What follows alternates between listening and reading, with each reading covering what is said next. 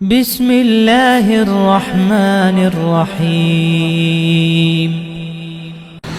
بسم اللہ والصلاة والسلام علی رسول اللہ وعلی آلہ وصحبہ ومن والہ۔ بھائی کا سوال یہ ہے کہ اگر سورۃ الفاتحہ ہو چکی اور نماز میں شامل ہوئے تو کیا رکعت شمار کی جائے گی؟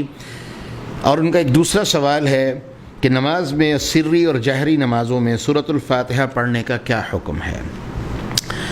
دیکھیں، اس مسئلے میں علماء کا اختلاف ہے کہ کیا انسان سورۃ الفاتحہ مکمل ہو جانے کے بعد اگر نماز میں شرکت کرتا ہے اور اس وقت شرکت کرتا ہے کہ امام رکوع میں پہنچ چکا ہے تو کیا رکعت ہو جائے گی کہ نہیں ہوگی؟ یہ بات تو سب کے ہاں واضح ہے کہ اگر انسان سورۃ الفاتحہ امام پڑھ چکا ہے اور قرات کر رہا ہے، نماز میں شامل ہو تو وہ سورۃ الفاتحہ پڑھے گا، اللہ اکبر کہے اور اس کے بعد اعوذ باللہ من الشیطان الرجیم بسم اللہ الرحمن الرحیم پڑھ کے سورۃ الفاتحہ پڑھے، کیونکہ سورۃ الفاتحہ نماز کے لازم ارکان میں سے ایک رکن ہے۔ تمام کے تمام علماء اس بات پر متفق ہیں کہ سورۃ الفاتحہ نماز کے ارکان میں سے ایک رکن ہے۔ تمام کے تمام گروہ اس بات پر متفق ہیں۔ اختلاف صرف اس بات میں ہے، جو اصل اختلاف ہے، کیونکہ احناف میں بھی دو گروہ ہیں، یاد رکھیں احناف میں بھی دو گروہ ہیں، ایک گروہ ہے جو علمی گروہ ہے اور ایک گروہ ہے جو غالی اور متعصب گروہ ہے۔ غالی اور متعصب گروہ وہ یہ کہتا ہے کہ جی قراءۃ الامام قراءۃ اللہ، ایک ضعیف اور جھوٹی حدیث کا انہوں نے سہارا لے رکھا ہے، جس کو ثابت کرنے کے لیے ازل سے لے کے آج تک وہ ایڑی چوٹی کا زور لگاتے آ رہے ہیں، لیکن آج تک ثابت نہیں ہو سکی۔ ان کا کہنا یہ ہے کہ جی امام کی قراءت ہی مقتدی کی قراءت ہے، امام مقتدی کو قراءت کرنے کی ضرورت نہیں، یہ حدیث ثابت نہیں، سخت ضعیف روایت ہے جس کے بیان کا یہ محل نہیں ہے۔ ایک وہ گروہ ہے جو یہ کہتا ہے اور اس حدیث کو اپنے لیے سہارا بناتا ہے۔ احناف میں بھی جو پڑھے لکھے احناف ہیں اور سمجھدار ہیں، اس بات کو تو وہ مانتے ہیں کہ قراءت یعنی سورۃ الفاتحہ نماز میں پڑھنا یہ واجب ہے، رکن ہے۔ اختلاف کس بات پہ ہے کہ سری نمازیں ظہر اور عصر، ان میں مقتدی پر سورۃ فاتحہ پڑھنا واجب ہے اور اس کے ساتھ ساتھ کوئی سورت بھی وہ شامل کرے گا۔ اس بات پر سارے گروہ متفق ہیں۔ اختلاف کس میں ہے؟ اختلاف اس میں ہے کہ جب اونچی آواز میں فجر، مغرب اور عشاء، ان نمازوں میں جب امام قرات کر رہا ہوگا تو کیا مقتدی قرات کرے گا یا نہیں کرے گا؟ اہل الحدیث کے ہاں، اہل السنہ والجماعہ کے ہاں مقتدی کو ہر حال میں قرات کرنی ہے، سورۃ الفاتحہ امام کے پیچھے پڑھنی ہے۔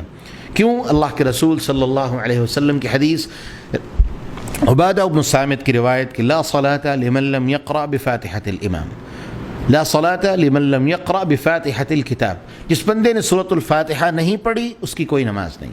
شاگرد نے ابو ہریرہ رضی اللہ عنہ سے پوچھا احیانا یکون وراء الامام، ابو ہریرہ ہم کبھی کبھی امام کے پیچھے ہوتے ہیں تو کیا کریں؟ یعنی امام کے پیچھے بھی سورۃ الفاتحہ پڑھیں یا نہ پڑھیں؟ تو ابو ہریرہ رضی اللہ عنہ نے ان کا جو فارسی شاگرد تھا اسے کیا کہا؟ اقرأ بها فی نفسک یا فارسی، اے فارسی اسے اپنے دل میں پڑھو۔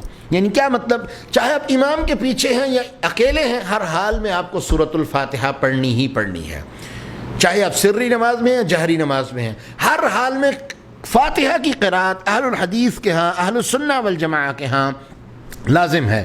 اسی طرح امام شافعی اور امام مالک رحمہ اللہ بھی اس کے لازم وجوب کے قائل ہیں۔ البتہ حنبلی اور حنفی، جو حنفیوں کا پڑھا لکھا گروہ ہے، وہ اس بات کے قائل ہیں کہ جو جہری نمازیں ہیں یعنی فجر، مغرب، عشاء، ان میں مقتدی اگر امام کی قرات پر اکتفا کر لے تو اس کے لیے کافی ہے، لیکن بہتر یہ ہے کہ وہ پڑھ لے۔ البتہ احناف اس بات کے قائل ہیں کہ نہیں، وہ مقتدی جب امام اونچی آواز سے پڑھ رہا ہے تو قرات نہیں کرے گا۔ مختصر بات یہ، اہل الحدیث کے ہاں حدیث کی روشنی میں سورۃ الفاتحہ کا نماز میں پڑھنا ایک واجب اور رکن ہے، جس کے بغیر نماز نہیں ہوتی۔ تو جب نماز میں سورۃ الفاتحہ پڑھنا واجب اور لازم ہے اور ایک بندہ نماز میں شامل ہو اور امام رکوع میں جا چکا ہو تو اس کی رکعت شمار نہیں ہوگی، اس کی رکعت شمار نہیں ہوگی۔ اگرچہ اس مسئلے میں بھی علماء میں اختلاف ہے۔ علماء کا ایک گروہ یہ کہتا ہے کہ جو بندہ رکوع میں شامل ہوتا ہے وہ امام کے ساتھ جب رکوع کو پا لیتا ہے تو اس کی رکعت ہو جاتی ہے، اس کو دوبارہ پڑھنے کی ضرورت نہیں، لیکن اس کے بارے میں دو تین جواب ہیں۔ سب سے پہلے تو یہ جس حدیث سے استدلال کیا جاتا ہے کہ جو بندہ امام کو رکوع کی حالت میں پالے تو اس نے رکعت کو پا لیا، یہ روایت ضعیف ہے۔ دارقطنی وغیرہ میں اور سنن ابی داود میں یہ روایت آتی ہے اور اس کی سند میں سخت ضعف ہے، یہ قابل حجت نہیں ہے۔ دوسرا، ابو بکر رضی اللہ عنہ کی روایت صحیح البخاری میں، اس سے استدلال لینے کی کوشش کی جاتی ہے، اور اس حدیث سے استدلال لینا بالکل اصول حدیث اور اصول الفقہ کے قواعد کے بالکل یکسر خلاف ہے، کہ وہ کہتے ہیں کہ جی ابو بکر رضی اللہ عنہ نماز میں شامل ہوئے کہ رسول اللہ صلی اللہ علیہ وسلم نے ان کو پیچھے سے دیکھا کہ انہوں نے دور سے ہی اپنی نماز کو شروع کیا اور چلتے چلتے چلتے آ کے صف میں شامل ہو گئے، تو اللہ کے رسول نے اس عمل سے انہیں منع فرمایا۔ تو بعض علماء کہتے ہیں کہ جی چونکہ اس عمل سے اللہ کے رسول نے ان کو منع فرمایا تھا اور دوبارہ رکعت پڑھنے کا بھی حکم نہیں دیا گیا تھا، جبکہ اس حدیث میں ایسی کوئی بات کا ذکر نہیں کہ انہوں نے دوبارہ رکعت پڑھی تھی یا نہیں پڑھی تھی۔ تو اصول الفقہ کا قاعدہ یہ ہے، ایسی حدیث سے استدلال لینا جو مبہم ہو کسی واضح مسئلے کے لیے، وہ درست نہیں ہے۔ تو اس حدیث سے استدلال لینا اصول فقہ کے قاعدہ سے وہ بالکل غلط ہے، بالکل لغو اور باطل ہے۔ تو صحیح بات کیا ہے کہ جب نماز سورۃ الفاتحہ کے بغیر نہیں ہوتی تو پھر رکعت سورۃ الفاتحہ کے بغیر کیسے ہو سکتی ہے؟ لہذا اور سورۃ الفاتحہ رکن ہے، اور رکن کی تعریف ہی یہ ہے کہ وہ عمل اگر وہ ساقط ہو جائے تو پوری کی پوری نماز ساقط ہو جائے گی۔ تو جب آپ نے سورۃ الفاتحہ نہیں پڑھی جو نماز کا رکن ہے، واجب ہے، تو آپ کی رکعت کیسے ہو گئی؟ جب آپ کی رکعت پوری نہیں ہوئی تو آپ کی نماز کیسے مکمل ہوگی؟ اسی لیے اللہ کے رسول نے فرما دیا جو بندہ سورۃ الفاتحہ نماز میں نہیں پڑھتا اس کی نماز نامکمل ہے۔ خداج خداج، صحابہ نے پوچھا یہ خداج کا ہے؟ فرمایا غیر تمام، اس کی نماز ناقص ہے۔ تو مختصر بات یہ کہ سورۃ الفاتحہ کے بغیر نماز نہیں ہوتی، اور اگر آپ نماز میں شامل ہوں اور امام رکوع میں ہو اور آپ رکعت میں شامل ہو جائیں تو آپ کو وہ رکعت دوبارہ پڑھنی ہوگی۔ کیوں؟ کیونکہ وہ رکعت نہیں ہے جس میں آپ نے سورۃ الفاتحہ نہیں پڑھی۔ اللہ سے دعا ہے اللہ سمجھنے اور عمل کرنے کی توفیق عطا فرمائے۔ بارک اللہ فیکم۔